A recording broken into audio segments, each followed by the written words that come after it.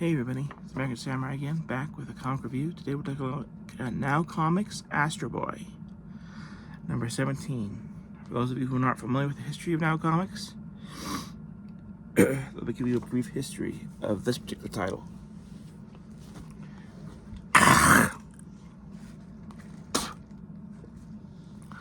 Now Comics was one of the more popular, one of the independent comic companies during the 90s comics boom.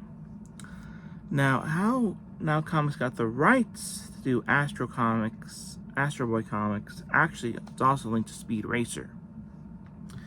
At one point, Now Comics got the rights to distribute video releases of both the Speed Racer cartoon, Speed Racer animes, and Astro Boy, the English dubs.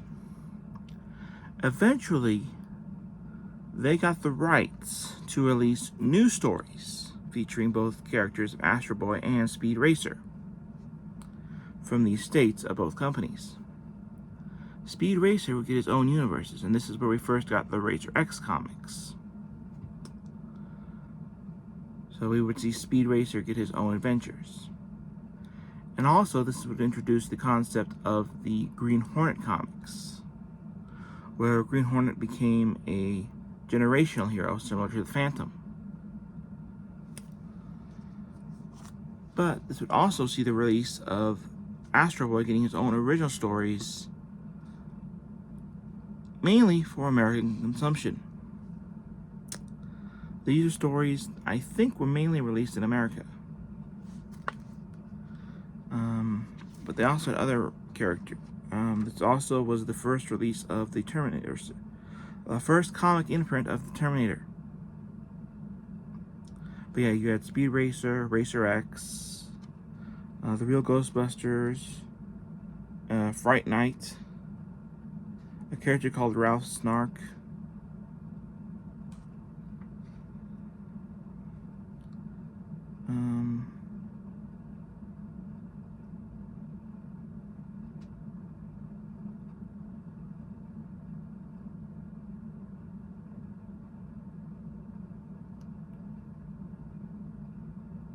essentially what this was is they took, in all the Astro Boy comics, well, this one is like the manga. Each story is its own separate adventure. So if you're collecting the stories, someone could pick up just a random issue of Astro Boy like I did and easily follow the story. So what is this story about? Well, we find Astro on a space adventure with what I thought were robots, but I believe they were actually a group of clones.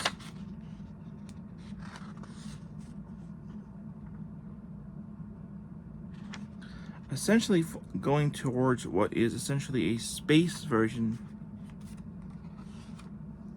of the Bermuda Triangle. This being an independent company, Mark Harson apparently is helping out, I guess, who is the creator of a person called Ralph Snark.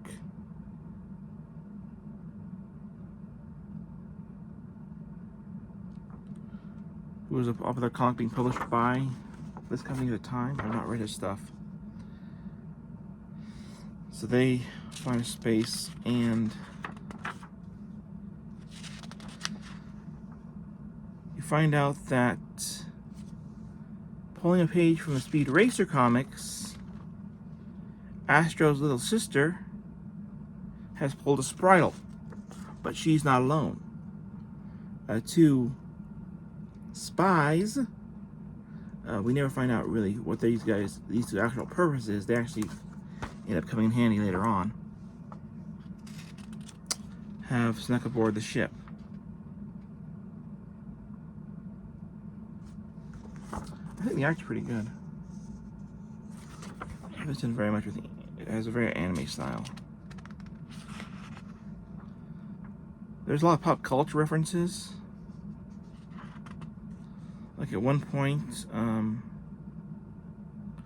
one of the clones tells the other clone to turn off those Lost in Space reruns, which I think is a nice little nod. I gave that me in the future, and one of the clones addicted, it watches Lost in Space reruns. I wonder if one of the other ones watches Gilligan's Island.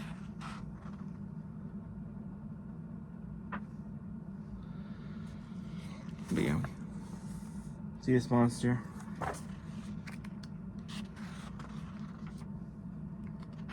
Actually, an original Astro pinup too.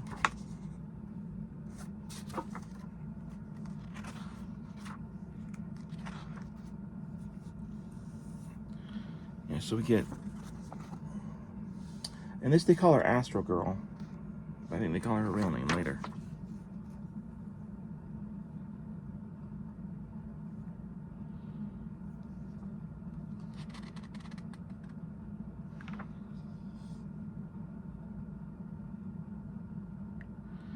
And we get the bad guy. They don't really call them robots, they call them Cybots in this series. I think Astro's the same thing. The king of this group apparently has kidnapped a bunch of the people and used them as slaves to build this giant weapon, as he believes that humans treated Cybots as slaves, so he's putting humans as slaves to build this giant weapon so he can capture them and make them into his ultimate thing.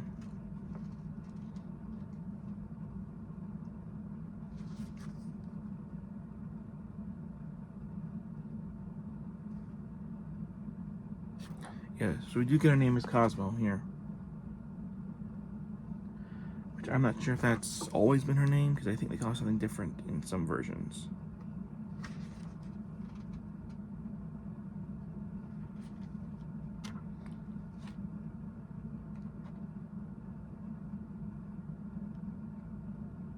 Yeah, this is what I found out these guys were human. I honestly thought they were robots, like Astro.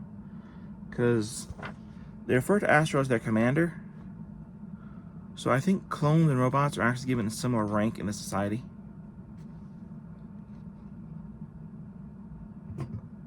And this is where the king realizes that